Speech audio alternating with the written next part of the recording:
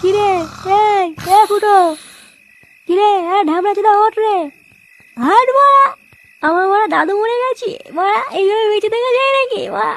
আরে গুলমারি ওঠ মারা, মারা সেই থেকে আবার শুয়ে গেছে মালমূল খেয়ে। আমি সবাই মরা মরা পুরনো হয়ে গেল, আমরা বাড়ি যাচ্ছি, চোদনা মারা ঘুমিয়ে গেছে। কে রে মা? হ্যাঁ কে তুই? আমার দাদুকে নিয়ে তারপরে উঠবো।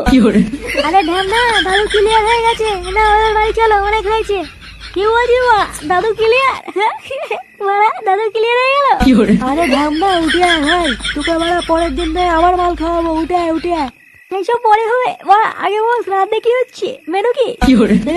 এইসব মাথা দেখে নিয়ে কি বলতে হয় বলতো? মানে 2 ঘন্টা হয়নি এখনো বুড়ো মরেছে, আর চোদনা এখনই বলছে মেনু কি? হ্যাঁ কেন মা, ভুল কি বলেছি? হ্যাঁ মা, বুড়ো গেছি তো গেছি, তাই বলে কি শ্রাদ্ধ খাবো নাকি? হ্যাঁ যাই হোক, বেশি কথা বলাবো না, হয় আমার দাদুকে নিয়ে, নাহলে ওরা বল মেনু কি হচ্ছে। ও বলতে না, এই মালটাকে তুলে নিয়ে চলো, নাহলে আজকের বাড়ি যাবে না।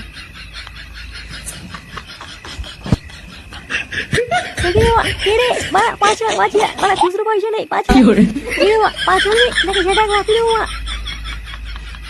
ছাড় ছাড় ছাড় মা।